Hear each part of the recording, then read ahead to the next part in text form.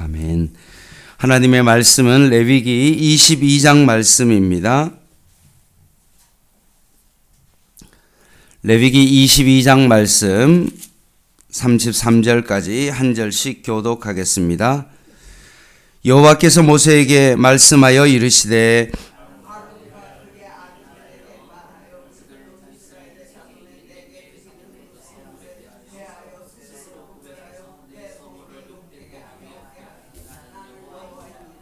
그들에게 이르라. 누구든지 내 자손 중에 대대로 그의 몸이 부정하면서도 이스라엘 자손이 구별하여 여호와께 드리는 성물에 가까이 하는 자는 내 앞에서 끊어지리라. 나는 여호와이니라.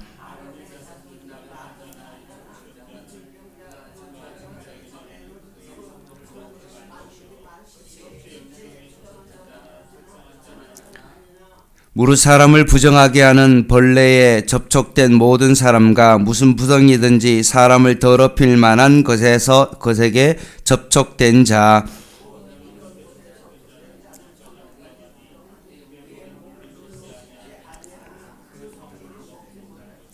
해질 때야 정하리니 그 후에야 그 성물을 먹을 것이니라. 이는 자기의 음식이 됨이니라.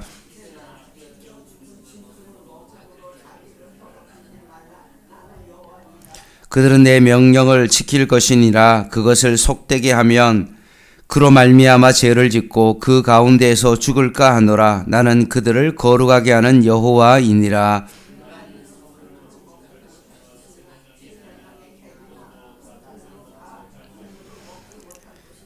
그러나 제사장이 그의 돈으로 어떤 사람을 샀으면 그는 그것을 먹을 것이며 그의 집에서 출생한 자도 그렇게 하여 그들이 제사장의 음식을 먹을 것이며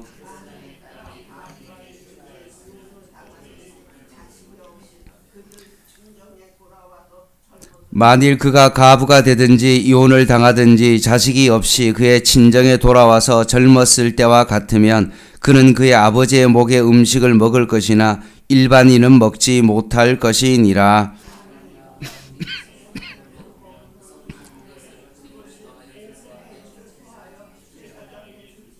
이스라엘 자손이 여호와께 드리는 성물을 그들은 속되게 하지 말지니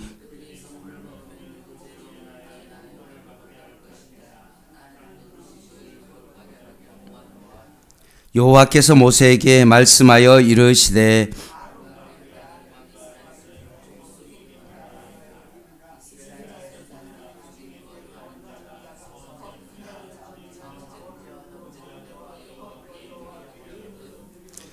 기쁘게 받으심이 되도록 소나 양이나 염소의 흠 없는 수컷으로 드릴지니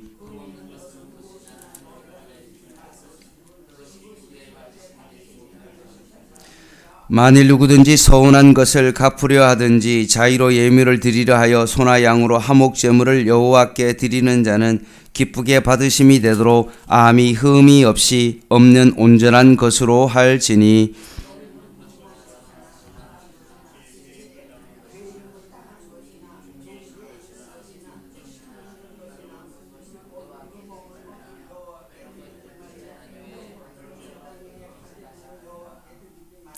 소나 양의 지체가 더하거나 덜하거나 한 것은 너희가 자원제물로는 쓰려니와 서원제물로 드리면 기쁘게 받으심이 되지 못하리라.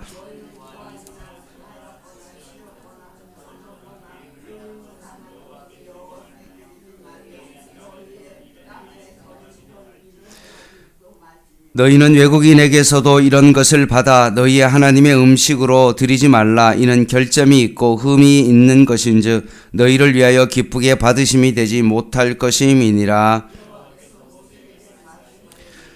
수소나 양이나 염소가 나거든 이래 동안 그것의 어미와 같이 있게 하라. 여덟째 날 이후로는 여호와께 하제로 예물을 드리면 기쁘게 받으심이 되리라.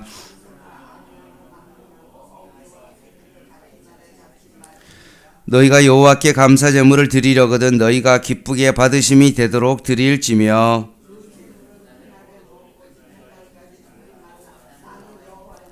너희는 내 계명을 지키며 행하라. 나는 여호와이니라.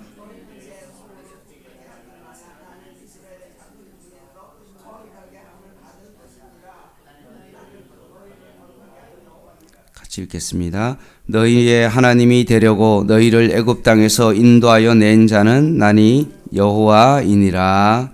아멘. 22장 23장 말씀은 제사장들이 지켜야 될 규례에 대한 것이고요. 오늘은 성물을 먹는 규례와 여호와께서 기뻐 받으시는 제물의 조건에 대한 말씀입니다. 하나님께 드려진 제사물을 먹을 수 있는 규례인데 이 성물을 누가 먹을 수 있냐? 여호와께 바쳐진 그 음식을 누가 먹을 수 있냐라고 했을 때 레위기 21장 22절 말씀을 한번 보시면 그는 그의 하나님의 음식이 지성물이든지 성물이든지 먹을 것이다 라고 되어 있습니다. 그러면 성물을 제사장만 먹을 수 있는 지성물과 제사장의 가족들까지 먹을 수 있는 성물로 구별되어진다는 것입니다. 성물은 아무나 먹을 수 없지만 특별히 그 성물 중에서도 제사장이 먹을 수 있는 지성물과 그의 가족이 먹을 수 있는 성물로 나눌 수 있다라고 되어 있습니다. 그것을 어떻게 알 수 있냐라고 했을 때 11절 말씀에 보면 그러나 제사장이 그의 돈으로 어떤 사람을 샀으면 그는 그것을 먹을 것이며 그의 집에서 출생한 자도 그렇게 하여 그들이 제사장의 음식을 먹을 것이다 라고 되어 있습니다. 13절 보면 만일 그의 가부가 되든지 이혼을 당하든지 자식이 없이 그의 친정에 돌아와서 젊었을 때와 같으면 그는 그의 아버지의 목의 음식을 먹을 것이나 일반인은 먹지 못할 것이니라 라고 되어 있습니다.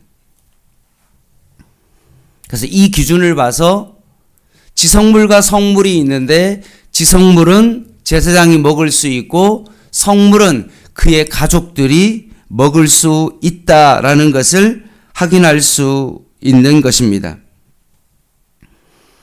그러면 제사장과 그의 가족이 성물을 먹을 수 있는데 그냥 막 먹을 수 있냐? 그렇지 않다는 것입니다. 4절부터 16절까지 말씀은 스스로 구별해야 된다라고 되어 있습니다. 거룩하신 여호와께서 모세를 통하여 말씀하십니다. 뭐라고 말하냐면 4절에 보면 나병한 자, 유출병자, 시체 부정에 접촉된 자, 설정한 자, 이런 자는 그 음식을 먹을 수 없습니다.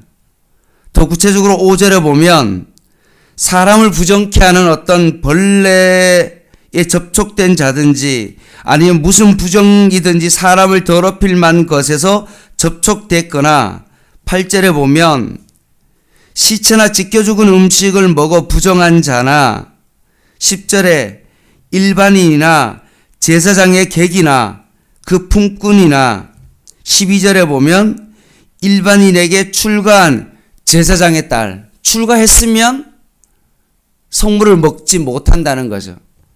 근데 다시 출가한 그 여인이 다시 되돌아오면은 가능하다는 것입니다.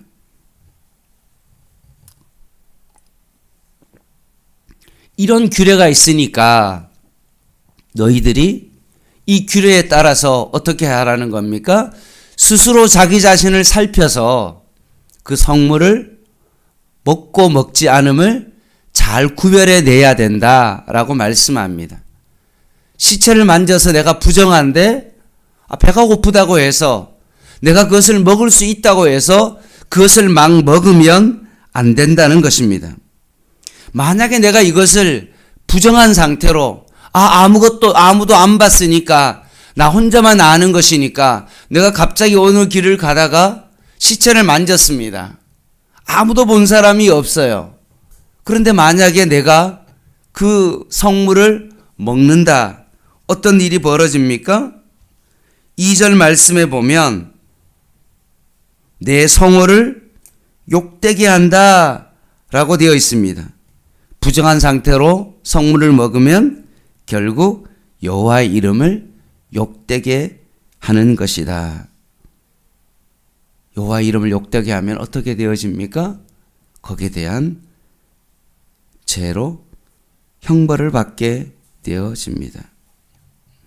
그래서 정한 자나 정한 제사장과 그 가족들이 스스로를 잘 구별하여 성물을 먹을 수 있었다라고 말씀하고 있습니다. 이게 성물을 먹는 규례이고요. 또 17절부터 30절까지 말씀은 여호와께서 기쁘시게 받으시는 제물의 조건입니다. 여호와께서는 서원제나 자원제나 감사제물을 드릴 때에는 반드시 흠없는 제물로 드리라고 말씀하고 있습니다. 따라서 이스라엘 백성이 제물을 드릴 때는 흠이 있는 것과 흠이 없는 제물을 구별할 수 있는 오늘 기준에 대해서 하나님께서 말씀하고 있습니다. 그래서 제사자들이 제물을 가지고 갈 때 이것을 잘 판단해야 된다는 거예요. 뭔가 고안이 상했는데도 불구하고 그것을 제대로 보지 못하고 그 부정한 것을 제물을 가지고 하나님 앞에 드리는 것은 잘못된 것이기 때문에 그렇습니다. 흠없는 제물을 드려야만이 하나님께서 그 제물을 기쁘시게 받기 때문에 그렇습니다.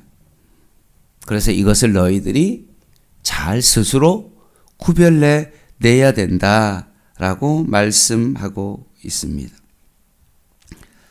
오늘 본문을 통해서 우리가 한 가지만 좀 확인하고 이제 마무리하겠습니다.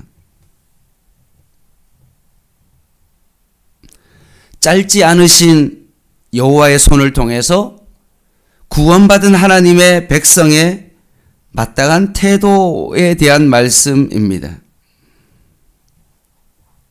어떤 태도를 우리는 가져야 되냐 하면 바로 스스로 구별하여 여호와의 계명을 지키는 것입니다. 제사장과 그의 가족들이 성물을 먹기 전에 자기 자신의 삶을 잘 살피고 점검해야 된다는 말씀입니다. 그래야만이 여호와의 이름을 욕되게 하지 않는다는 거죠. 다시 한번 말씀드립니다. 우리는 왕 같은 제사장입니다. 제사장으로서의 우리의 삶을 살아갈 때 우리가 해야 될 첫 번째가 뭡니까? 스스로 자기 자신을 잘 살펴봐야 된다는 겁니다. 혹시나 내 삶이 하나님의 영광을 가리고 여호와의 이름을 욕되게 하는 그런 행동이 되지 않도록 날마다 내 스스로를 점검해야 되는 것입니다. 이게 뭡니까? 제사장의 마땅한 태도입니다. 늘 자기 자신을 살펴보는 삶, 여호와의 이름이 욕되지 않도록 늘 자기 자신을 점검하는 그런 태도입니다.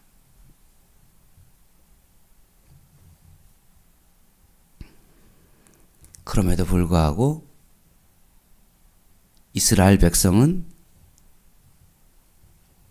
거룩하신 하나님의 말씀을 가지고 자기 자신을 스스로 점검하지 않음으로 말미암아 끊임없이 선지자들이 그들에게 말씀했음에도 불구하고 결국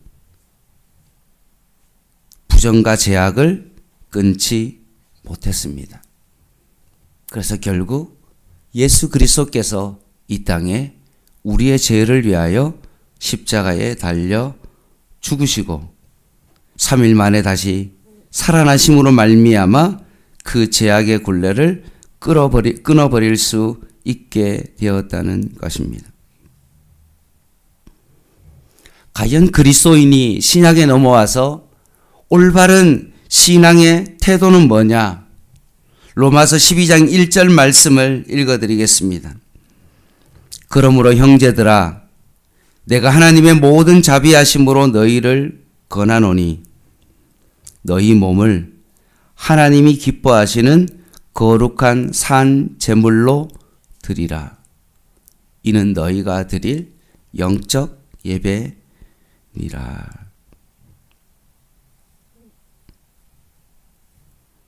하나님의 뜻과 명령과 규례는 사실 분명합니다. 하나님의 뜻이 무엇인지 잘 모른다.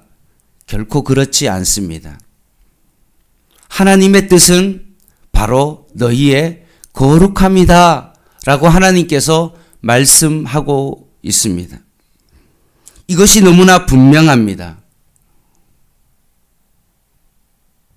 그러면 이 분명한 기준이 있다면 우리는 어떻게 해야 됩니까?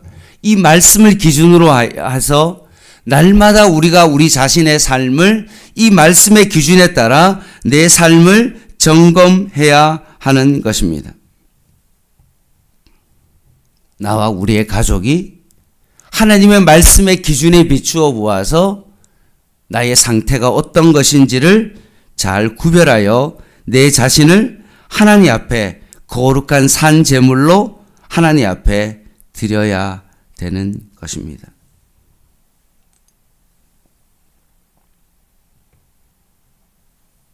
이것이 바로 우리의 마땅한 태도이다 라고 말씀합니다. 오늘도 이 아침에 하나님의 전에 나와 예배를 드립니다. 그리고 하나님의 말씀을 듣습니다. 왜 우리가 여기에 왔습니까? 하나님의 말씀을 통하여 그 거울 앞에 자기 자신을 다시 한번 되돌아보기 위해서입니다.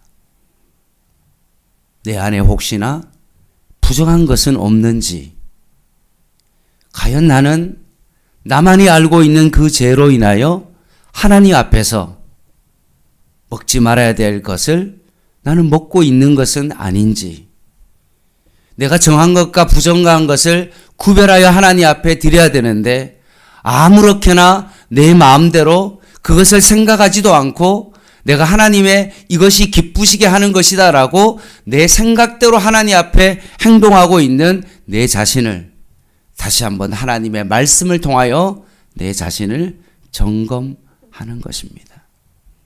부정하면 다시 한번 내 자신을 거룩하게 구별하여 하나님 앞에 거룩한 모습의 상태에서 하나님 앞에 산 제물로 여호와께 드리는 것입니다.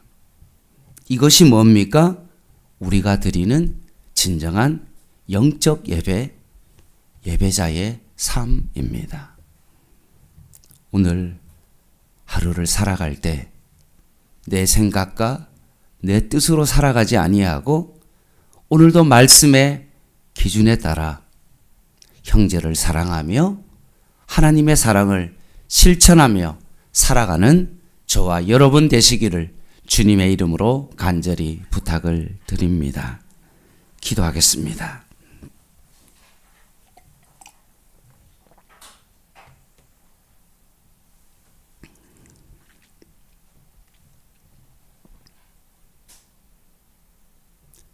하나님 아버지, 우리의 삶이 너무나 급하고 분주하고 늘 급한 일에 쫓기며 살아가고 있는 우리의 삶을 다시 한번 바라봅니다.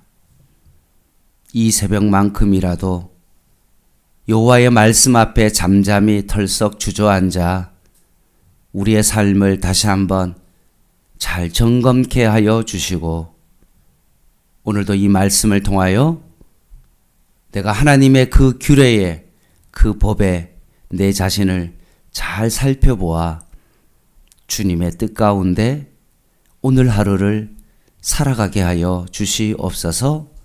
내 생각대로 살아가는 하루 되지 않게 하여 주시고 오늘도 여호와의 말씀의 기준에 따라 살아감으로 여호와의 이름을 욕되게 하는 자가 아닌 오직 하나님의 영광을 위하여 살아갈 수 있는, 하나님의 이름을 높여드리며 살아가는 저희들의 삶이 되게 하여 주시옵소서. 예수님의 이름으로 간절히 기도드립니다. 아멘. 개인 기도 하시겠습니다.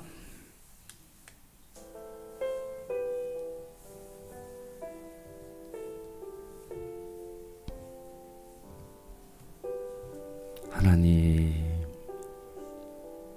내가 곧 길이요 진리요 생명이다라고 말씀하신 주님,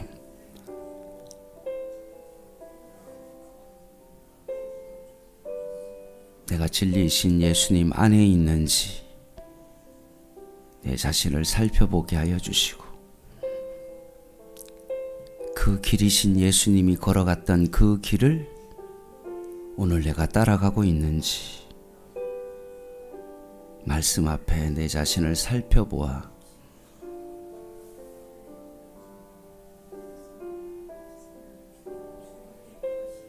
그 길을 오늘도 걸어가게 하여 주시옵소서. 예수님이 걸어갔던 그 길을 말씀을 통하여 내 자신을 살펴봄으로 그 길을 따라가게 하여 주시옵소서. 하나님, 오늘도 바쁜 일정으로 살아가지 않게 하시고 오늘도 급한 마음으로 살아가지 않게 하여 주시옵소서. 늘 예수님이 내 삶의 기준이 되게 하시고 예수님이라면 어떻게 하실까를 바라보게 하여 주시옵소서.